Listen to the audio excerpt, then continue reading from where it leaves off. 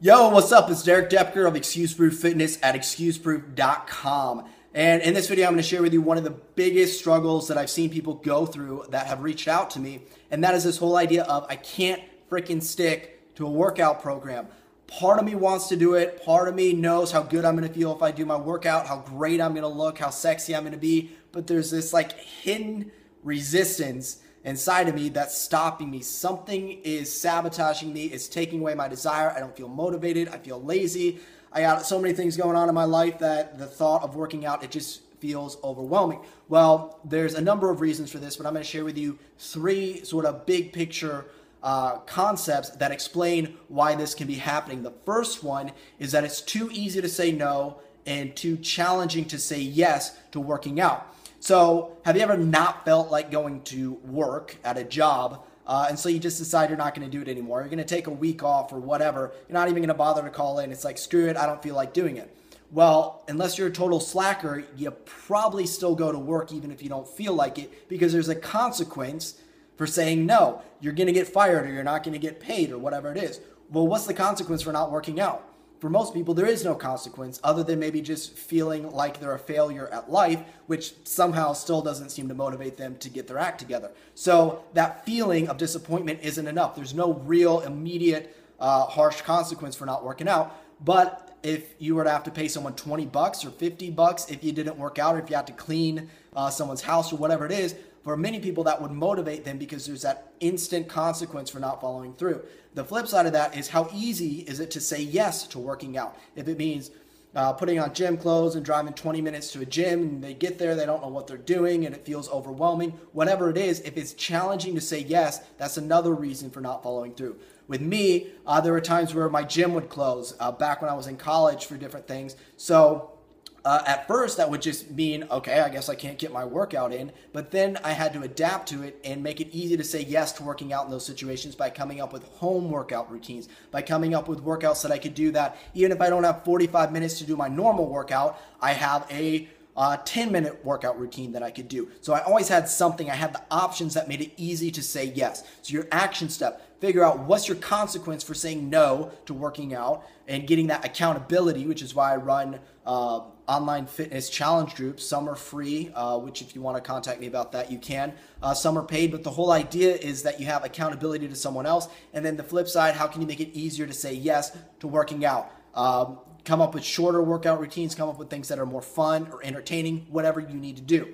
The second challenge that people have without even realizing it is that there's this voice of inner resistance that we all have. So it's like, okay, I'm going to get started working out again. I totally need to get back into that. And then there's this little voice inside your head that comes up that's like, really, really, how many times have you said you're going to start working out and you didn't stick with it? I mean, you cray if you think this time's going to be any different. And so we listen to that, especially if we tried and failed in the past. That voice of the doubt gets louder and more convincing because it's saying, look, you tried to do this before and it didn't work out. Or you have so many things going on in your life. Do you realistically think you can start following through and doing this exercise routine or this workout? So whatever the voice is saying, a lot of times we're not even consciously aware of this little voice in our head. We just get that feeling that something is holding us back, something doesn't feel right, and it's sort of this self-sabotage that takes place. The reason that happens is not because you have that voice. We all have the voice, okay? It's normal. The problem is if you identify with the voice. If you say, that's me, I'm lazy, I'm unmotivated, I'm whatever, now you've taken something that's a part of you and you've made it all of who you are. Instead of going, no, that's just a part of me. I also have this other part of me that's a total badass and that can do it. But here's the thing, that voice is important because it's there to teach you a lesson. So your action step, how do you deal with this voice? The first thing is you don't try to get rid of it. You listen to it. You go, this is just trying to teach me a lesson. And that lesson is don't keep doing the same stupid, ineffective things I was doing before to get myself motivated. Instead of saying I'm bad, just realize that what it's saying is that my strategies were bad. My strategies for changing my habits weren't based on scientifically proven methods of behavior change. So it's actually there to help you if you listen to it and go, okay, I just need to change my approach to what I'm doing. The third thing that throws people off would be expectations. And this is a huge one. If a person has an expectation, a lot of times it's just arbitrary, like, oh, I got to work out at least 20 minutes a day, 5 days a week. And that's what it's going to take to get me results. Well, if they can't exercise for 20 minutes one day, they go, well, screw it. I can't get my 20 minutes in, but maybe they could get 10 minutes in. Now, logically, 10 minutes is better than nothing, but because of expectations, it creates this all or nothing mentality. If I can't do 20 minutes, screw it, not going to bother. Oh, I'm supposed to exercise 5 times this week, but I already missed 3 days, screw it, I'll start over next week. All because of these expectations that we have. And here's how you identify them. Anytime you say, I have to, or I should, those are your expectations, and they create this pressure, and we don't like being told what to do. We don't like anyone, including ourselves, saying, I have to do something. Instead, we're much more effective if we operate out of free will. So you can have a small expectation or commitment to yourself to do something like 1 minute of exercise a day, but to go beyond that, you always want to maintain this sense of, can I just do 10 minutes? Am I up to do 10 minutes? Am I up to do 20 minutes?